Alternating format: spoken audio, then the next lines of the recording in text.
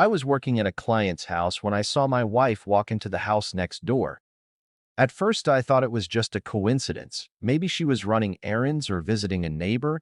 But as I watched her from the corner of my eye, something in my gut told me it was more than that. The house next door had been vacant for months, and it struck me as odd that she would just casually walk over there without telling me. I tried to brush it off, but my mind couldn't help but race. I had to know what was going on. Before we dive in, please subscribe. It means the world to us and helps us bring you more amazing stories. I was no stranger to the feeling of something being off. Over the past few months, Lisa had become distant. The spark in our relationship that had once been so vibrant seemed to dim, replaced with a coldness I couldn't explain. We didn't argue much, but the silence between us grew louder every day.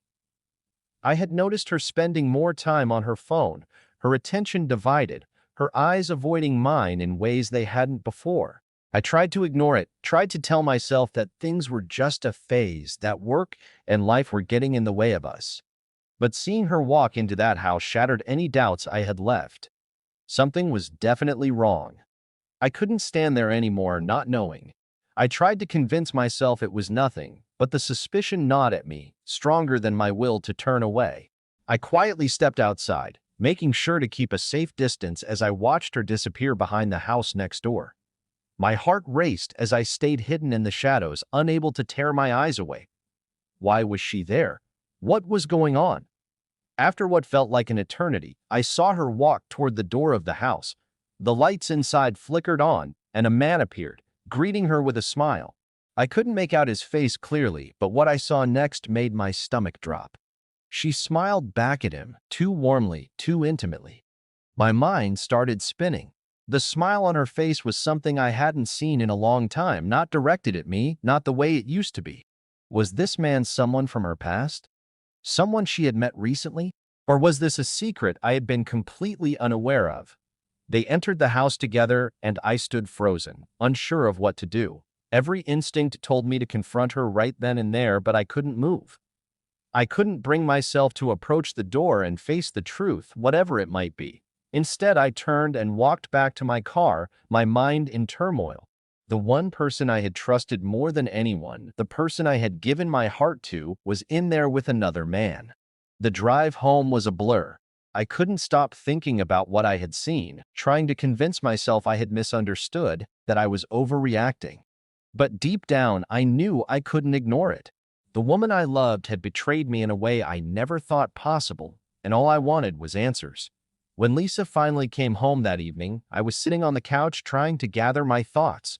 She entered through the door wearing that familiar smile, the one she always used to greet me. But something was different. She seemed anxious, more nervous than usual. My heart sank as I looked at her. Was she going to lie to me? Was she going to try to cover up what I had already seen? "Hey, babe," she said, trying to sound casual as she took off her coat. "Where were you today?" I asked, my voice calm but filled with a quiet intensity. I had to know the truth. I couldn't just sit here and pretend I hadn't seen her. Lisa's eyes widened for a brief moment, and then she quickly averted her gaze like she was trying to come up with a lie. "I told you I was working late. The project I'm handling just took longer than expected." I stared at her, my heart pounding. I knew it was a lie, and I wasn't going to let her get away with it. "No, you weren't working late. I saw you, Lisa. I saw you walk into that house next door. With him." Her face went pale. She looked like she had just been caught red-handed. She opened her mouth to say something, but the words didn't come. Instead, she broke down, sinking into the chair beside me, her hands trembling. I didn't want you to find out like this," she said, her voice barely above a whisper. "Mark, I never meant to hurt you. I, I've been seeing him for a while now. I'm so sorry." The confession hit me like a punch to the stomach. The pain, the shock, the overwhelming sense of betrayal flooded through me, and I couldn't breathe.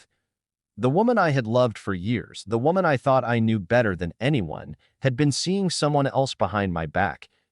It wasn't just a casual fling. It had been going on for months. "I don't know how it happened," she continued, tears streaming down her face. "I never planned for this. It just happened. I thought I could keep it from you, but I was wrong. I was selfish and I hurt you. I never wanted to, Mark. I sat there, numb, trying to process the words coming out of her mouth. I wanted to scream, to yell at her, to demand answers. But I couldn't. All I could do was stare at her, my world crumbling around me.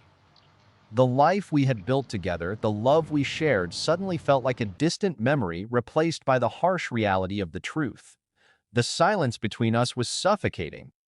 I didn't know what to say, what to do. I had loved her with everything I had.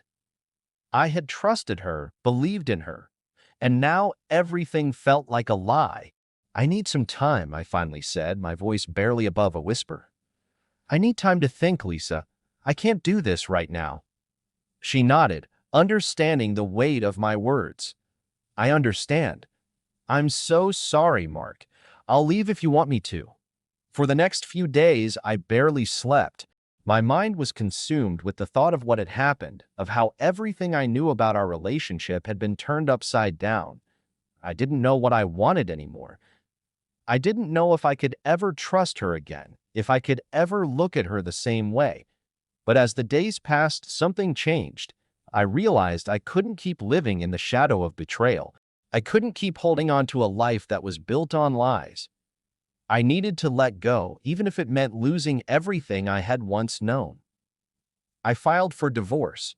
It wasn't an easy decision, but it was the right one.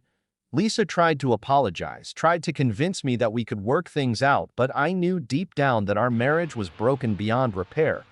The months that followed were hard. I moved out of the house, started over in a small apartment, and began rebuilding my life piece by piece. The pain didn't go away right away, but I learned that healing takes time.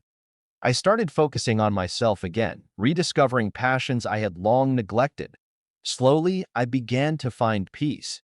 A year later, I found myself sitting in a cafe, watching the rain fall outside. I wasn't thinking about Lisa anymore or the betrayal. I was thinking about how far I had come, how much I had grown. I had been knocked down, but I had risen again, and for the first time in a long time, I felt free. Sometimes the hardest part isn't letting go of the person you thought you'd never lose. It's letting go of the past and embracing the unknown future that lies ahead. And as I sat there watching the rain wash away the remnants of the past, I knew I was ready for whatever came next.